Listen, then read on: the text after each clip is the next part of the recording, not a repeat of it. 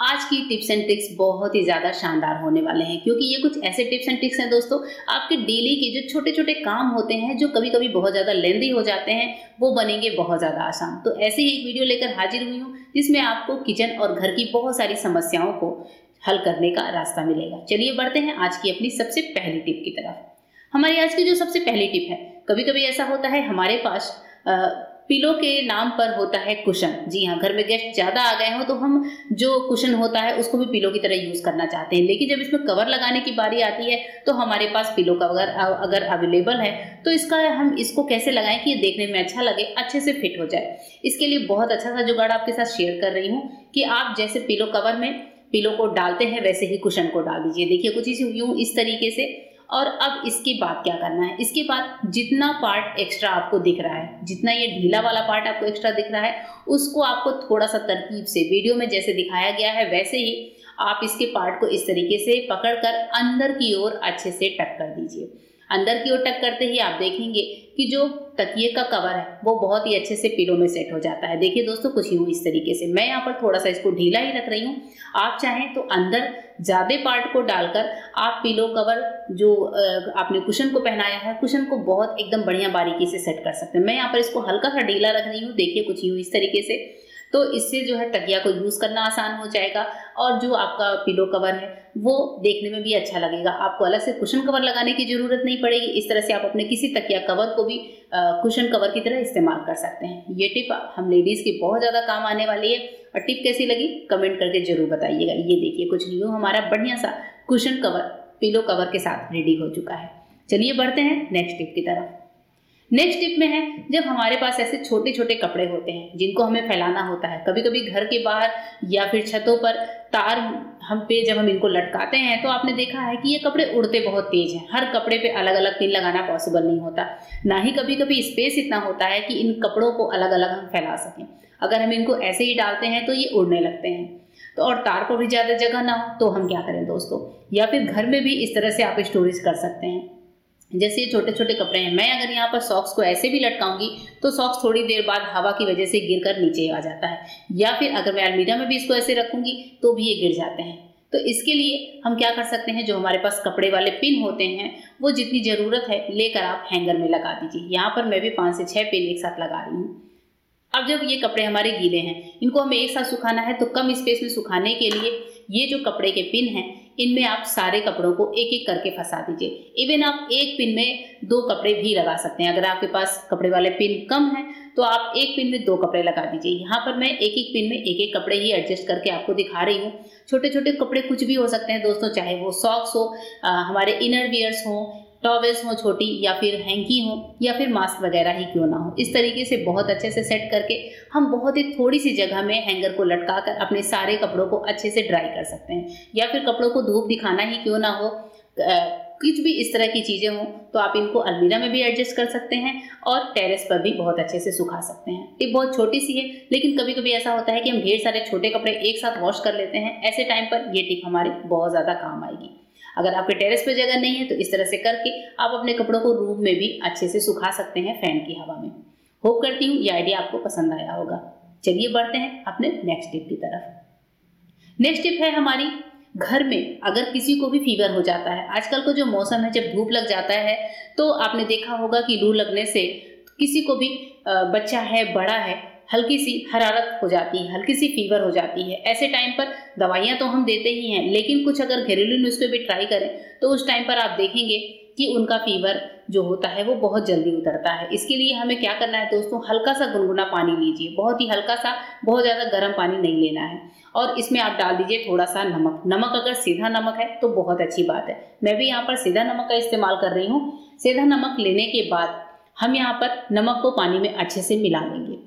अब जब जिसको फीवर है वो नहाने जाए तो इस पानी को बाल्टी वाले पानी में मिक्स कर दीजिए और इसी पानी से उनको नहाने को बोलिए। ये जो नमक वाला हल्का गुनगुना पानी होता है दोस्तों, इस पानी से जो गर्मी के बुखार होते हैं वो बहुत तेजी से डाउन होते हैं, शरीर का टेम्परेचर डाउन होता है। साथ ही इस नमक से शरीर में अगर और कोई दिक्कत है और कोई जर्म्स की प्रॉब्लम है तो वो भी सही होती है।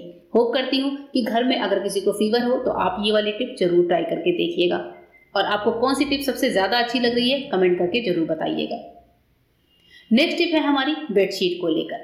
घर में जब भी हम बेडशीट बिछाते हैं, कभी कभी बेडशीट बड़ी होती है पर हमारा बेड छोटा होता है, या फिर बेडशीट को हर बार टक करना गद्दे के अंदर, या फिर सेम तरीके से बिछाने में हम लेडीज को कभी कभी ऐसा भी होता है कि हम बोर हो जाते हैं। हम ये सोचते हैं क्यों ना कमरे को डेकोर कुछ अलग तरीके से किया जाए।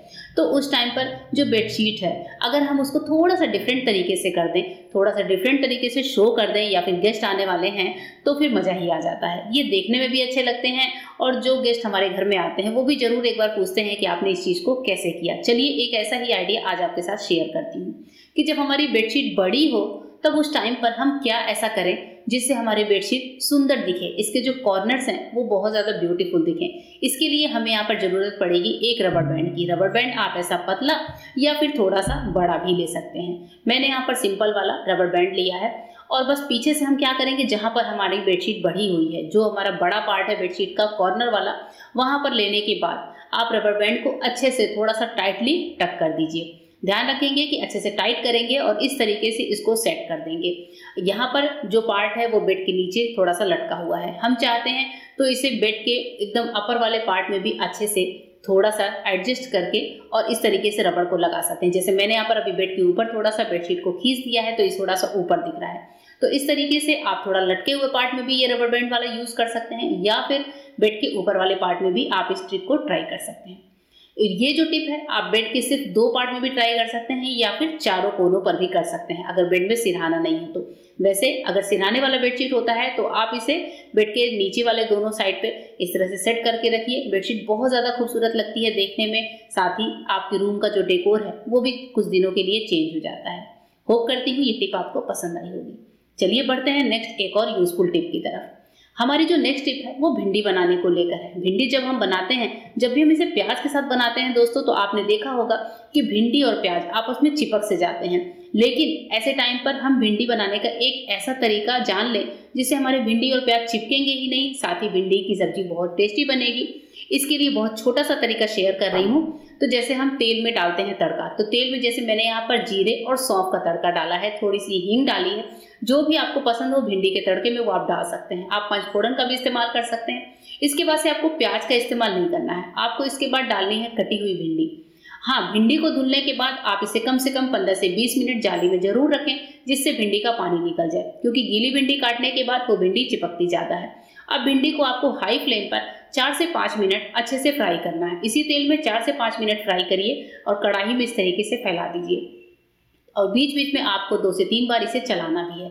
आप देखेंगे कि जब भिंडी आपकी अच्छे से फ्राई हो जाए, अभी हमने यहाँ पर कोई नमक कोई मसाला नहीं डाला था। भिंडी जब हमारी अच्छे से फ्राई हो जाए, आपको जितनी लेवल तक भिंडी को फ्राई करना है उतना आप कर सकते हैं। मैंने यहाँ पर हल्का सा गोल्डन टच दिया है। अब इसके बाद से हमें जो भी चीज़ें डालनी है, जैसे कि हम इस सब्जी में यूज़ करने वाले हैं प्याज का। प्याज को बारीक चॉप कर लिया था, थोड़ा सा फाइन पाउडर किया है और जो नमक है वो डाला है। कुछ मिर्च मसाले जो आपको यूज़ करने हैं, जैसे हल्दी या फिर लाल मिर्च या फिर कोई गरम मसाला ही क्यों ना, वो सभी कुछ आप इसी टाइम पर डाल दीजिए। मैंने जैसे यहाँ पर प्याज के साथ कुछ मिर्च मसाले ऐड किए हैं, डेली वाले ऑप्शनल जो मसाले होते हैं, सबको अच्छे से मिला लीजिए। और भिंडी को चलाने के लिए हमेशा जो ऑमलेट वाला स्पून होता है, एकदम फ्लैट वाला, वही यूज़ करिए। इससे भिंडी कभी फूटती नहीं है। सारी चीज़ों को अच्छे से मिलाने के बाद कढ़ाई में हल्का सा इस तरह से फैलाइए, ढक्कन लगाकर इसे 5 मिनट पका दीजिए। अब इस बीच में हमें इसे चलाना नहीं है, खोलना नहीं है। 5 मिनट बाद आप देखेंगे कि भिंडी हमारी जो प्याज के साथ बहुत अच्छे से सॉफ्ट हो जाती है। जो प्याज है वो भी बहुत अच्छे से सॉफ्ट हो जाता है। और ऐसे टाइम पर जब आप सब्जी को हिलाएंगे तो आप देखेंगे ना ही भिंडी कढ़ाई में चिपक रही है, ना ही प्याज में कोई कच्चापन है। प्याज भी भुन गए हैं, बहुत अच्छे से सॉफ्ट हो गए हैं और भिंडी तो अच्छे से कुक हो ही गई है। होप करती हूँ दोस्तों कि सब्जी बनाने का ये तरीका आपको पसंद आया होगा। इस तरीके के और भी टिप्स के लिए चैनल को सब्सक्राइब करिएगा, वीडियो को लाइक करिएगा। फिर मिलेंगे मेरे नए वीडियो में, तब तक के लिए गुड बाय। Thank you.